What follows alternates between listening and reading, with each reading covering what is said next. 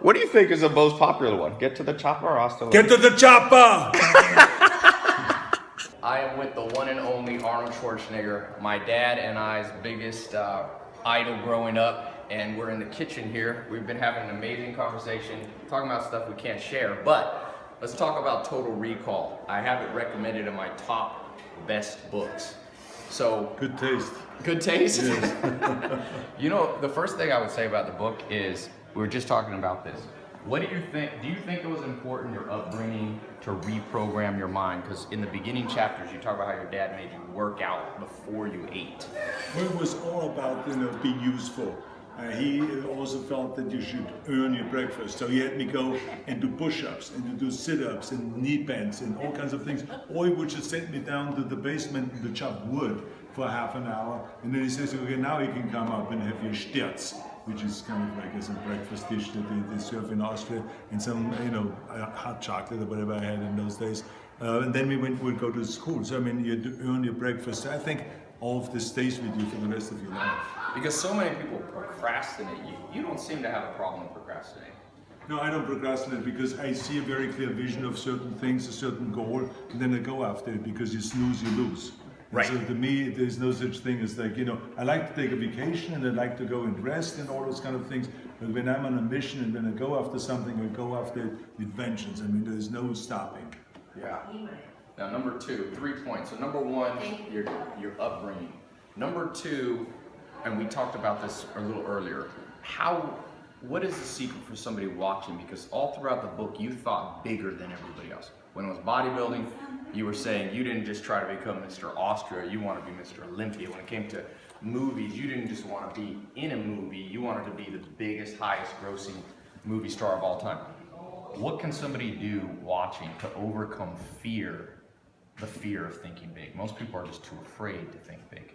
Well, the reason why I was never really afraid of thinking big was because, how far can you fall? It's 6 feet down is the ground, so then you get up again if you fall, and you can start all over again. So that's number one. So I'm not afraid of failing. Number two, I think in bodybuilding, with the age of 20, I became Mr. Universe. I accomplished my goals. I knew that through hard work and the various different rules that I applied to become the world champion, and having a very clear vision that I'm going to be that world champion, just like Reg Park, that was important to me. So when I did that, I realized that you can do this with anything. It takes just as much effort. It doesn't take any more effort. You just have to believe in yourself, and you have to believe 100% on your goal. And then it becomes such a pleasure to work towards that goal, no matter how big the struggle is, because you know that every struggle and every effort you put in takes you one step closer accomplishing that goal. That's amazing. Now, number three, my biggest takeaway from the book was reps and sets, repetitions. So many people want to do big things, but they're not willing to put in that repetition, like, obviously lifting weights. But how do you apply repetitions to other things you did, like acting? You talk about things. What were some specific techniques? Well, let me just give you an example. In bodybuilding and in lifting and in sports, you learn about the reps. That the more often you do something, the better you get. So the same is also with a scene. If I study for a scene in a movie, then I do a rehearsal, not just 3 times. I do it 20, 30, 40 times, that scene. So when I get to the set, I know the dialogue, and I then can move around freely and just be the character rather than having to worry about the dialogue and the sentence and the way it's structured and all those kind of things. So it's reps. And the same thing is with everything else. Look, in skiing, the more you ski, the better you get in skiing. The more you play the piano. Look at these little girls that you see sometimes on stage. They practice 7 hours a day piano. It's reps. It's reps. That's why I said to people, the key thing is, and one of the rules of success is to work your ass off. Reps. There is no shortcut. Forget about the shortcuts. Just work your ass off, and then you will accomplish something. It's amazing. Now, last bonus little point for somebody watching. You talk about this in the book. Daily routine. It's important that people have a good daily routine. What's a rough outline, without getting into everything, that you think a routine, and you talk about this in the book, Total Recall, a routine people can emulate that you kind of pioneered? Well, I have a simple routine. I get up early in the morning. I believe what Ted Turner said, early to bed, early to rise, work like hell, and advertise. And so this is what I believe in. So I go to bed early, it's around 10 o'clock, then I wake up at 4 o'clock in the morning, which is 6 hours of sleep, that's all you need. And if you need more, then just sleep a little faster. And then I just get going, you know, I mean, then I read. Yeah. I read the newspaper, I read articles, I go on the internet and I read, and then by the time comes 6 o'clock, I get on my bike, I ride down to the gym, I work out for an hour, then I ride back again, have my breakfast. So this is a routine just to get the day going before I ever go to the office or before I start some serious work. So it's a routine. And empty, you like the empty stomach workout? Yeah, because I mean, I have enough fat on my body, trust me. I'm not one of those 5% body fat kind of a guys. I'm the 15% body fat kind of a guy. So therefore, I have enough fat that I will survive a 1 hour workout and a 1 hour bike ride. I know that for sure. So far, I've never fallen off the bike and never worried about that. Well, you're a mentor to millions of people, and you told me you think mentors is one of the most important things. Well, mentors is extremely important, and we talked earlier about reading books. I mean, it is great to read about great people, about great presidents, about great athletes, about great business leaders and so on, because you can learn and you can emulate and you can shoot for the same kind of goals because you know it has been already done. So therefore, why not do it the same thing again and then maybe go even beyond that? So I think that motivations and having idols, you know, to me, having like someone like Nelson Mandela, that is a great idol of mine, about forgiveness and about bringing people together. I mean, who is a better teacher than him? Yeah. Or the courage of Gorbachev, for instance, the guy that grew up under communism, and then dismantled communism when he was on the top, when he was president, because he realized it didn't work. How great is that? How much balls does it take to do something like that? So to me, I admire people like that. Or Ronald Reagan, who was a conservative, but he was able to work with Democrats and Republicans in order to get things done. He brought people together. I admire that. So those are the kind of idols that I have. Or yesterday we put to rest Muhammad Ali. So I was there at the funeral. He was an idol of mine because he was not only the greatest in the ring, but he was the greatest also with the greatest heart, who was always giving, because he believed that we're going to be judged not by how much we make, but by how much we give. So let's give something back. So that's a great lesson for the rest of the world. So those are idols of mine.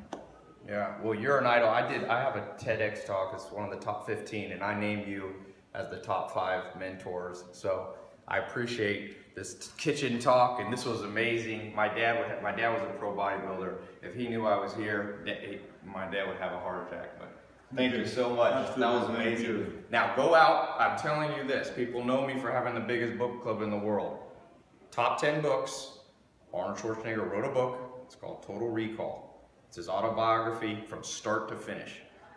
I am not being paid to recommend this book. I am telling you, it is one of the great ones out there. So click the link. I'll put a link straight to Amazon. Please buy it. Hasta la vista, baby. You and I, we're going to the Raw Report. Yes. We're going to be judges in the Napa. car. We're gonna be driving Bugattis and Ferraris and Porsches and everything. I'm gonna drink wine.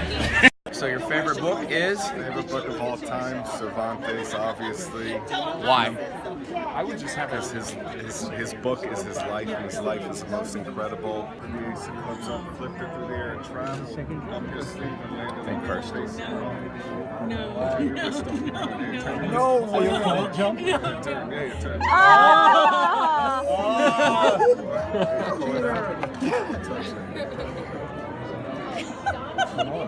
You mean on that phone?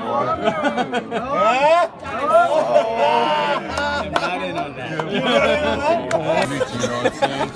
Yo, me and Dolph had a showdown like a year ago. How my voice get in his mouth? Years of practice, years of practice. Ask you one question about books. What's the best book you've read in the last 10 years? The most instrumental, you think? In the last 10 years? Or ever. I tell you something, that I have always a difficult time when someone says the best. Because someone says, what's the best exercise? What's your favorite movie that you've ever done? I could never come up with one, but I can tell you, I enjoy in general autobiographies. Yeah. I enjoy reading about things I'm interested in political leaders, if it's Churchill, if it's Reagan, if it is Clinton, if it is, no matter what the party is. I like to read history, about American history and in general history. And then I read a lot of scripts. Think big.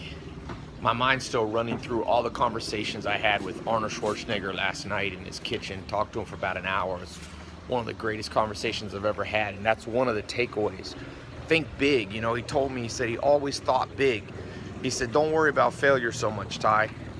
How far can you really fall? We're all only a few feet from the ground. And I was thinking, mentors. You know, he told me about his mentor, Reg Park, his first mentor. And I thought, that's what's wrong in the world. That's why it's so easy to feel lost. Who do we have guiding our way?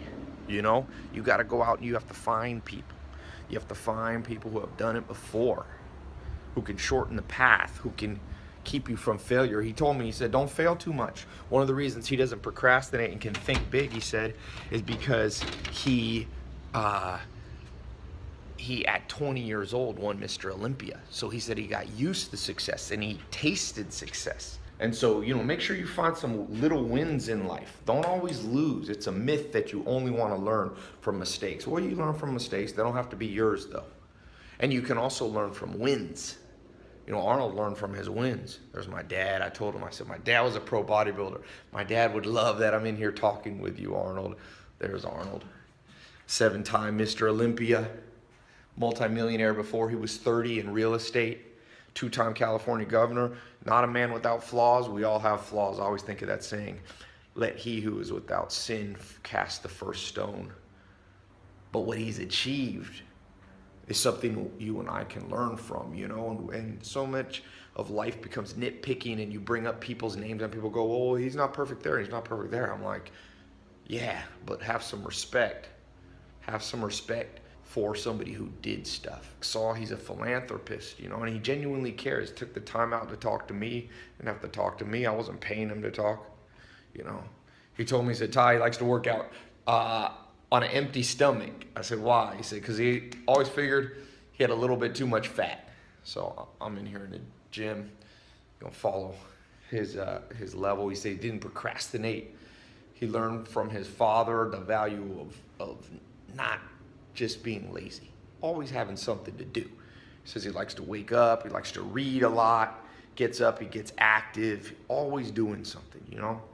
Keep yourself, I wouldn't say entertained, it's important to sit back and think.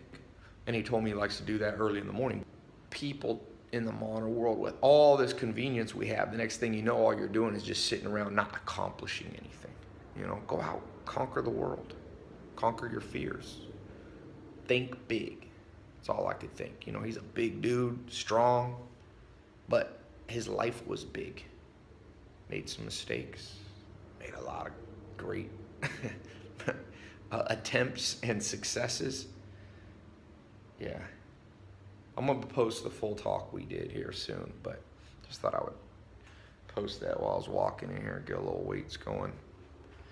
Whenever I learn something from a mentor, I try to immediately put it in practice. Even if I won't do it exactly like, you know, perfectly, obviously people are different, but try to become an action taker. You hear something, you read a book, do it.